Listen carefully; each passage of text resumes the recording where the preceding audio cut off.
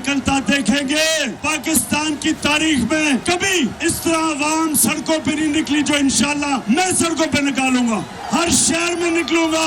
हम तुम्हारे से जबरदस्ती इलेक्शन करवाएंगे। ज्यादा दूर नहीं वो वक्त जब मैं अपनी कौम को एक कॉल दूं। ने पुरअमन इनकलाब का दरवाजा रोका तो वो इनकलाब आएगा यहाँ जो गेम सबके हाथ से निकल जाएगी।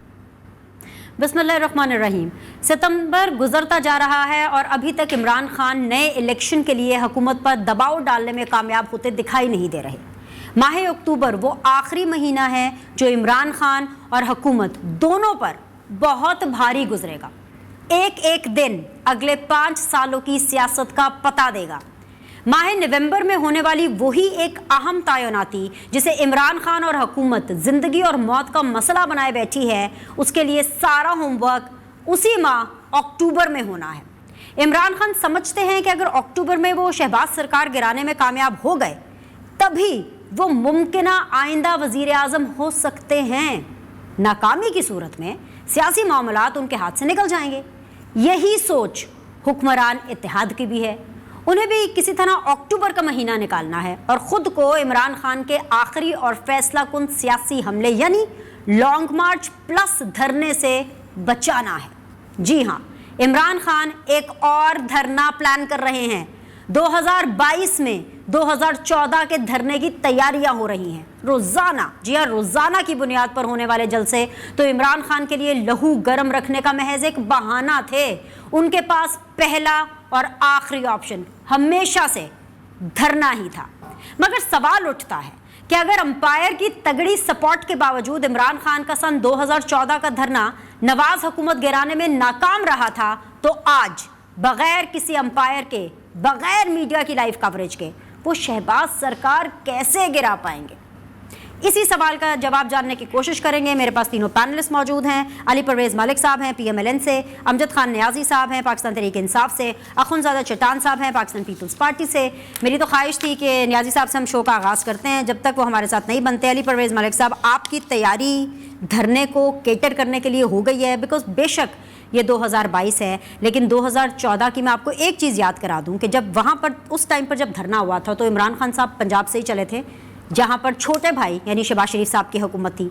इस बार तो हुकूमत भी पाकिस्तान तहरीक इंसाफ की है, तो पूरा प्रोटोकॉल जाना है पंजाब का जो इस्लामाबाद तक उनको छोड़कर आएगा। सो आर यू रेडी? बिस्मिल्लाहिर्रहमानिर्रहीम। बहुत शुक्रिया बीनश, आपने अपने प्रोग्राम में याद किया। देखें, गुजारिश ये है कि हमारी हुकूमत का तो इस वक्त सारे का सारा जो ध्यान है वो जो सैलाब की शक्ल के अंदर आफत पाकिस्तान के अंदर आई हुई है और जिस तरह से वो 3 करोड़ लोग बेघर होकर सड़कों पे पड़े हुए हैं, जिस तरह से उनको आपने इमदाद मुहैया करनी है और उनकी बहाली के लिए आपने क्या एफ़र्ट्स करने हैं, उसके लिए आपने देखा कि यूनाइटेड नेशंस के सेक्रेटरी जनरल को भी दावत दी गई। और ये जो माहौलियाती इंसाफ का एजेंडा लेके अब शहबाज शरीफ साहब अमेरिका गए हुए हैं, इसके पीछे बुनियादी सोच ये है कि ये शायद वो वक्त है कि जिस वक्त हमें बाकी के सारे काम तर्क करके सारे का सारा ध्यान इस रिहेबिलिटेशन और इस रिलीफ के ऊपर करना चाहिए।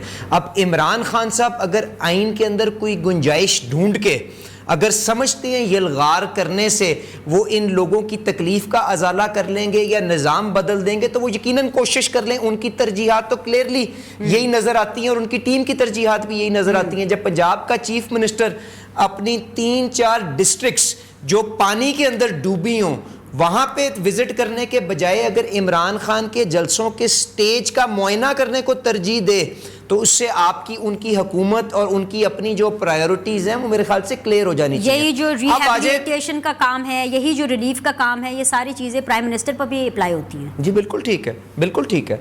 अब मैं गुजारिश ये कर रहा हूँ, आप मुझे ये बताइएगा कि इमरान खान साहब जो आज डिमांड कर रहे हैं इलेक्शन की, उनसे 1 सेकंड के लिए अगर ये भी पूछें कि फ़िलहाल तो जो ज़िमनी इलेक्शन थे, इलेक्शन कमीशन ने जब उसके लिए वसाइल मांगे तो आपकी जो फ़ौज थी और आपकी जो बाकी इंतज़ामिया है उसने आगे से आपको जवाब दिया कि भाई हमारी तो डिप्लॉयमेंट सारी की सारी इस वक्त रिलीफ के अंदर लगी हुई है, तो हम तो ये ज़िमनी इलेक्शन नहीं करवा सकते। तो इमरान खान साहब ये आइन के अंदर कौन सी नई गुंजाइश पैदा करना चाहते हैं जिसके मुताबिक वो ये यलगार करके हुकूमत को घुटनों पे गिराएंगे, और अगर गिराते हैं तो वो किस तरह से इलेक्शन करवाएंगे जब आपका जो रियासत का इदारा है वो کہہ رہا ہے کہ جی ہمارے پاس وسائل ہی نہیں ہے کہ ہم یہ الیکشن کروا سکتے ہیں. دھرنا کریں گے نا, اس کی تیاری بتا دیں کیا کرنا ہے, کیسے روکنا ہے, تیاری نمٹ لیں گے دھرنے مجھے سے. آپ بتا دیں, یہ 2 مہینے پہلے بھی تو ایک دھرنا ہوا تھا.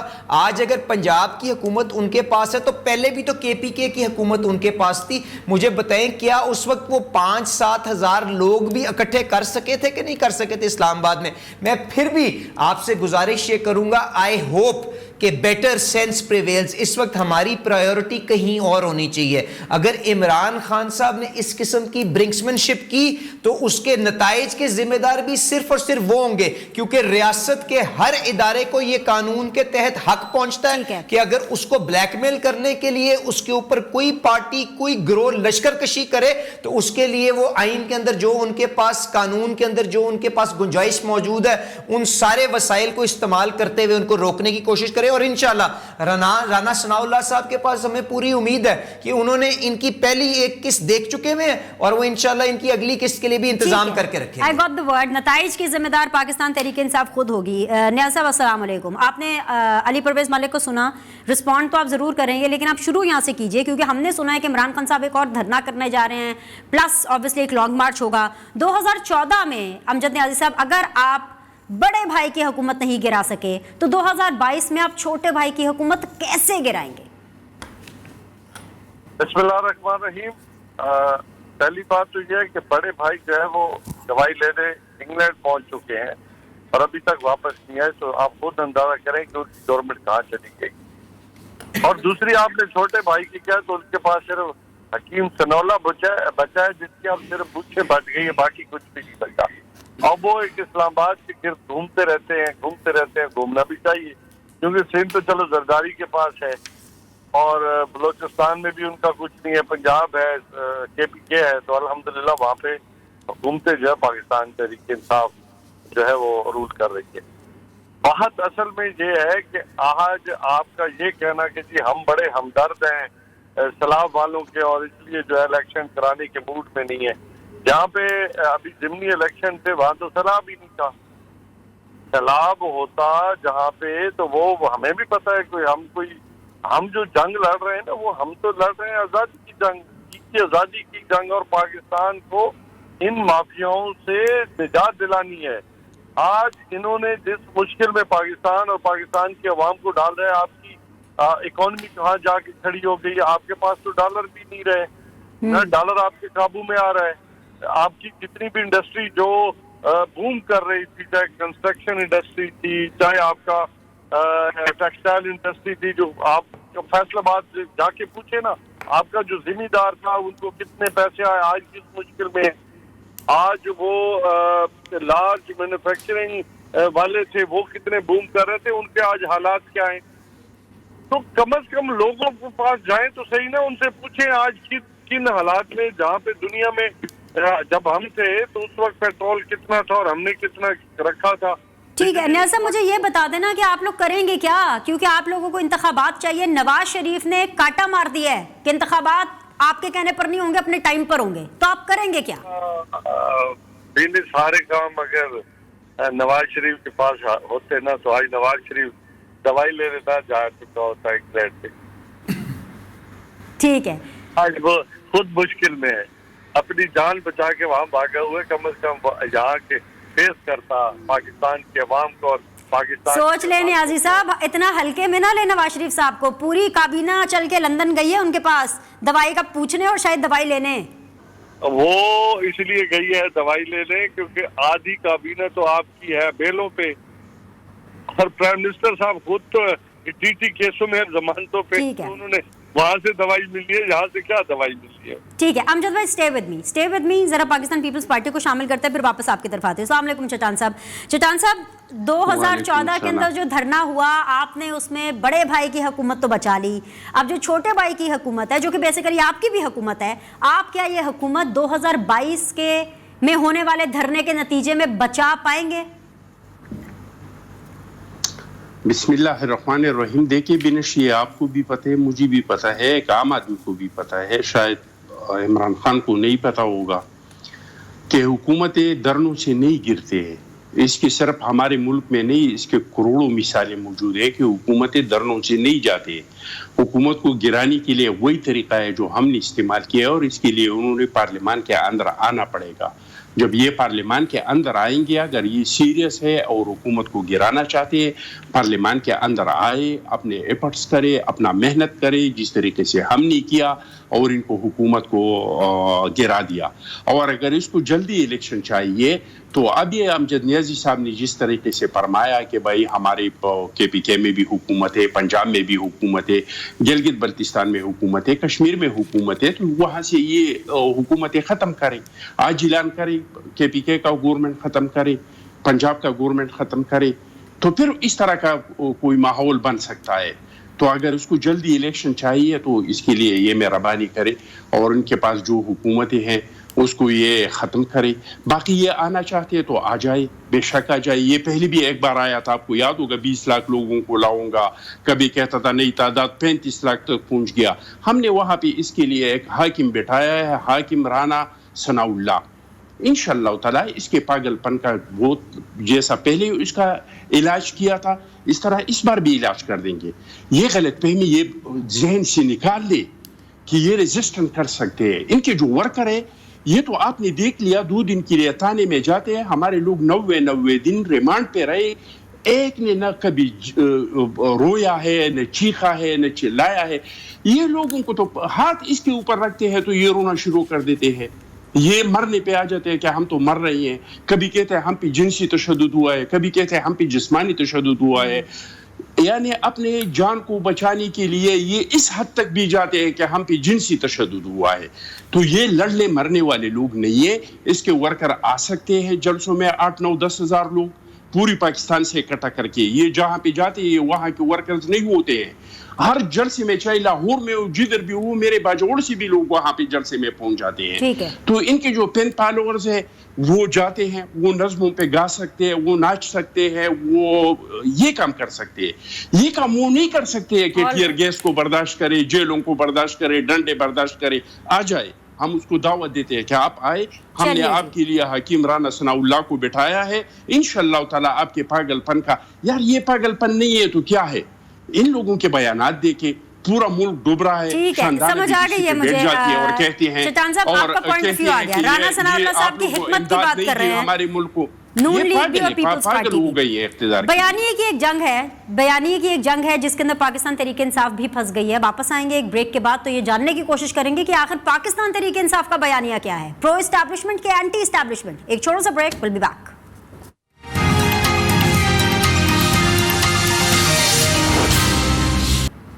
ब्रेक के बाद जी आप लोग को खुशामदीद कहते हैं अमजद खान नियाजी साहब, अली परवेज़ मालिक, खनज़ादा चट्टान साहब आज सीधी बात जोन में मेरे साथ मौजूद हैं। नियाजी साहब, मुझे ये बता दें कि पाकिस्तान तहरीक इंसाफ का आखिर बयानिया क्या है? आप लोग प्रो एस्टैब्लिशमेंट हैं कि एंटी एस्टैब्लिशमेंट है? क्योंकि सुना है कि आपकी सफ़ों में भी एक डिवाइड है और अच्छी खासी वड्डी वाली डिवाइड है। बयानिया क्या है आपका? दिनेश, हमारा जो बयानिया है ना वो है उसका बयानिया। हमारा बयानिया है कि पाकिस्तान के अंदर रूल ऑफ लॉ हो। पाकिस्तान कोई ये समझे कि ये कोई बनाना रिपब्लिक है, नहीं।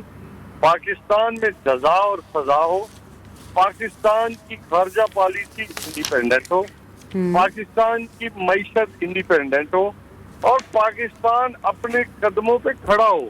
ये हमारी जो है वो पॉलिसी है। हमारी कोई ये पॉलिसी नहीं है कि हम कोई अल्लाह माफ करे क्योंकि ऐसा बयान करना चाहते हैं जिसमें हम कहें कि जी हम तो तलवारें लेके खड़े हैं। हम और ये नहीं, एक और चीज ऐड कर लें अमजद नियाजी साहब कि आर्मी चीफ आपकी मर्जी का हो। ये भी तो है ना आपकी पॉइंटर्स में। आगे मुकम्मल कर लें जी।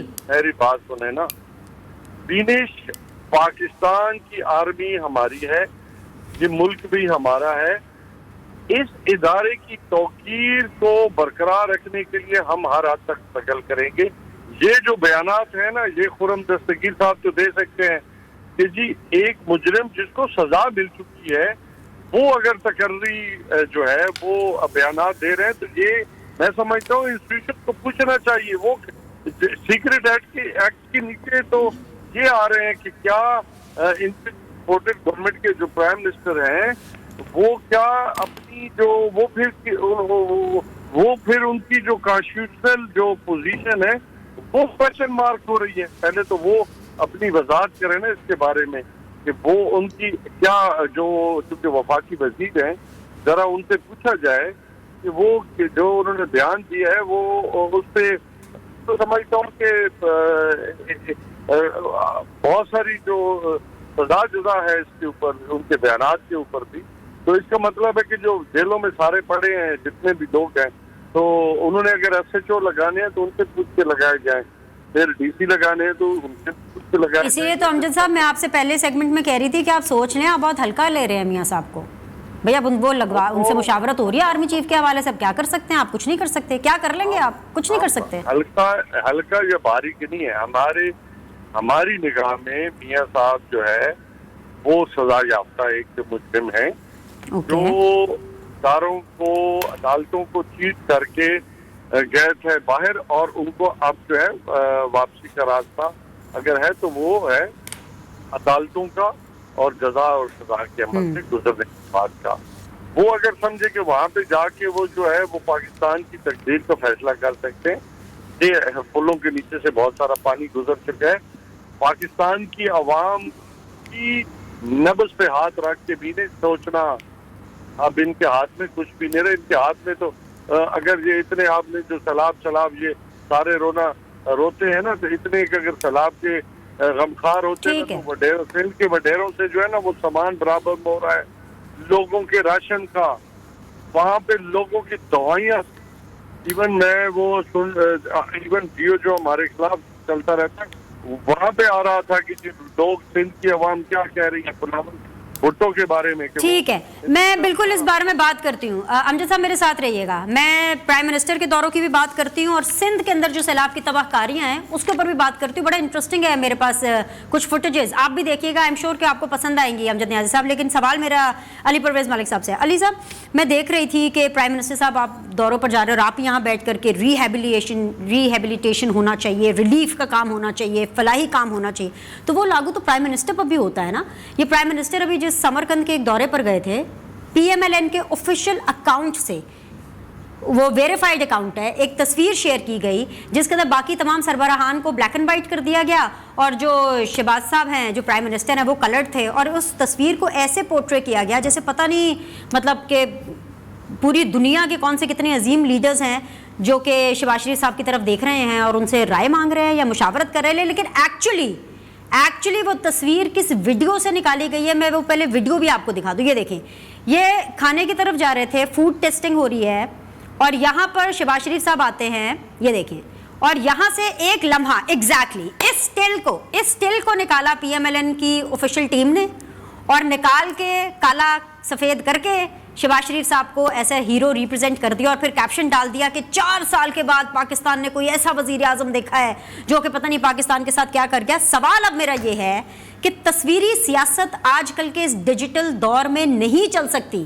جب سیلاب میں کام نہیں ہو رہا, مہنگائی کم نہیں ہو رہی ہے, اس ایڈمنسٹریٹو ایشوز پاکستان کے سالو نہیں ہو رہے ہیں, ایسے میں تصویری سیاست آپ کے کسی کام نہیں آئے گی. یہ بتا دیجئے کہ یہ بھی آپ پولیٹیکل گین کے لیے سب کر رہے ہیں. اچھا بینش, میں نے اپنے بھائی کے احترام کے اندر اور جو سیلاب کی صورتحال تھی اس کو دیکھتے ہوئے میں نے پہلے کوشش یہ کی کہ میں کوئی تلخ باتیں نہ کروں. اب کیونکہ میرا بھائی اس وقت ایک اونچے گھوڑے کے اوپر بیٹھا ہوا ہے اور وہ سمجھ رہا ہے کہ شاید کل ان کی حکومت آنے جا رہی ہے, تو انہوں نے جس قسم کی گھمنڈی گفتگو کی ہے مجھے اس کا ذرا جواب دینے دیں اور میں آپ کی تصویری سیاست کے اوپر بھی آ جاؤں گا. آپ کی تصویری سیاست. جی میں بالکل ٹھیک ہے. گزارش یہ ہے کہ جو یہاں پہ یہ حاتم طائی بن کے ہمیں بتا رہے ہیں کہ کتنی مضبوط حکومت یہ پنجاب کے اندر چلا رہے ہیں, تو ان کو یاد دہانی کرائیے گا کہ ان کے عظیم قائد جس کو پنجاب کا سب سے بڑا ڈاکو کہتے تھے نا, اس کے اگر 10 ووٹ منہا کر دیں ان کے نمبر کے اندر سے تو یہ حکومت یوں کر کے اپنے منہ کے اوپر گرتی ہے. گزارش یہ ہے کہ اگر کاف لیگ کے صدر چودھری شجاعت صاحب نے جو حکم دیا تھا وہ سپریم کورٹ کے فیصلے کے مطابق اگر اس حکم کی امپلیمنٹیشن نہیں ہوتی تو مجھے بتائیں ان کے ایم پی ایز کے ووٹس اور ان کے کاف لیگ کی جو اپنی ممبرشپ ہے اس کا کیا لیگل سٹیٹس بنتا ہے. اور اگر اس خوف سے آج وہ سارے کاف لیگ کے ایم پی اے دوبارہ حمزہ شہباز شریف کی طرف, نون لیگ کی طرف اپنا رجحان کرتے ہیں تو ان کی یہ جو گیدڑ بھگتی ہیں ان کی کیا صورتحال بنتی ہے. تو ذرا ایک سیکنڈ کے لیے سوچ لیں, یہ نہ ہو کہ میرا بھائی جو ویسے تو حمزہ صاحب نے اپنی سی ایم شپ میں ایسا کوئی کام نہیں کیا کہ وہ 10 لوگ بھی حمزہ شہباز کی طرف دیکھیں. یہ ویسے میرے لیے بھی سوال ہے. چودھری شجاعت کی طرف دیکھیں گے نا, تصویری سیاست اس وقت حمزہ شہباز کی بات نہیں ہے, اور ان کی مرضی. دیکھیں تو آپ بتائیں ان ایم پی ایز نے اپنے صدر کی طرف دیکھنا ہے کہ نہیں دیکھنا. اگر آپ نون لیگ کو ووٹ دینے کے اوپر, پارٹی صدر کا فیصلہ نہ ماننے کے اوپر نون لیگ کو جنہوں نے ووٹ دیا ان کو نااہل کر سکتے ہیں, تو یہ کاف لیگ کی ایم پی اے کے لیے دوہرا معیار کس طرح ہو سکتا ہے. میں نے تو اتنی سی بات کی تھی اور صرف گزارش کی تھی کہ تھوڑی سی عاجزی دکھا دیں, جو صورتحال آپ کے سامنے ہے اس کو دیکھتے ہوئے. اور میں نے صرف کہا تھا لڑائی کو پوز کر لیں اور انشاءاللہ ہم یہیں سے لڑائی دوبارہ آغاز کریں گے جب ایک دفعہ ہم سیلاب زدگان کی بحالی کر لیں گے. اب تصویر سے پہلے ایک اور چیز, آپ نے ان سے بیانیہ ان کا پوچھا. دیکھیں میری خیال سے جو ان کا بیانیہ ہے نا وہ صرف اور صرف یہ ہے کہ حکومت کے لیے ہر قسم کا سمجھوتا اور ہر قسم کا حملہ کرنا جائز ہے, کیونکہ آپ یہ بھی یاد رکھیے گا کہ پاکستان, ان کا بیانیہ بتا رہے ہیں کہ اپنا بتا رہے ہیں؟ میں ان کا بتا رہا ہوں اور میں آپ کو مثال دینے لگا ہوں کیونکہ آپ کا بھی چل رہا ہے. دیکھیں آج تک تاریخ کے اندر کوئی ایسا بتائیں آئینی وزیر اعظم آیا ہو جس کو ایک آئینی طریقے سے نکالا گیا ہو اور اس نے ریاست کے اوپر حملے شروع کر دیے ہیں. مجھے بتائیں آج کوئی مثال ایسی آپ کو ملتی ہے کہ وزیر اعظم, سابقہ وزیر اعظم اپنے گھر سے فوج کے اندر بغاوت کی ترغیب کرنے کی سازش کرے؟ آج تک کوئی ایسا وزیر اعظم اور نیشنل لیڈر ملا ہے جو اپنے وفاقی وزیروں کو کہے کہ پاکستان کی ڈیفالٹ انجینئر کر کے دکھاؤ؟ آج تک کوئی ایسا سابقہ وزیر اعظم آپ کو ملا ہے جو خارجہ پالیسی آپ کی جلسوں کے اندر جا کے ڈسکس کرے؟ تو جن لوگوں کا نظریہ یہ ہو کہ آپ نے حکومت میں آنے کے لیے ہر قسم کا سمجھوتا کرنا ہے, ہر قسم کی سیاست کرنی ہے, ہر قسم کے نیشنل انٹرسٹ کو کمپرومائز کرنا ہے, تو آپ کو عمران خان صاحب اس معیار کے اوپر پورے آتے ہوئے نظر آئیں گے. میں نے اتنی سی گزارش کرا تھا. اب یہ جو تصویر کا معاملہ ہے بینش, گزارش میں آپ سے یہ کروں گا, عمران خان صاحب نے بھی بڑے دورے کیے, عمران خان صاحب نے بھی جرمنی اور جا کے جاپان کا بارڈر ملا دیا, انہوں نے بھی اس قسم کی نیک نامی ہمارے لیے جو دنیا کے اندر کمائی وہ اپنی جگہ. میں صرف آپ سے گزارش یہ کروں گا کہ آپ کا جب کوئی پاکستان کا وزیر اعظم یا پاکستان کا کوئی عہدے داران باہر جاتا ہے اور اس طرح سے آپ کی نمائندگی کرتا ہے, اس کا ان چھوٹی چھوٹی باتوں کے اوپر مذاق مت اڑائیں. گزارش یہ ہے ایس سی او کے اندر, ایس سی او کے اندر میری عرض سنیں نا, ایس سی او کے اندر ایکسپیکٹ کر رہے ہیں کہ ہم مثبت رپورٹنگ کریں. ٹھیک ہے, میں نہیں کر رہا, میں آپ سے کہہ رہا ہوں آپ ضرور کریں. آپ اس چیز کے اوپر دھیان دیں کہ کیا وہاں پہ جب وہ ایس سی او کانفرنس کے اوپر گئے تو پاکستان کا مقدمہ جو یہاں پہ ماحولیاتی انصاف کا تھا, جو آپ کا ریجن کے اندر تعلقات بحال کرنے کا تھا, کیا اس ایجنڈے کو انہوں نے مدد دی کہ اس کو نقصان پہنچایا؟ تو خارجہ پالیسی سے مجھے وزیر یاد آ گئے جو امور خارجہ کو سنبھال رہے ہیں. تو شہباز شریف کے جو فورن منسٹر ہیں بلاول بھٹو زرداری, ان کے بارے میں بات کریں گے اس بریک کے بعد. سٹے ود اس.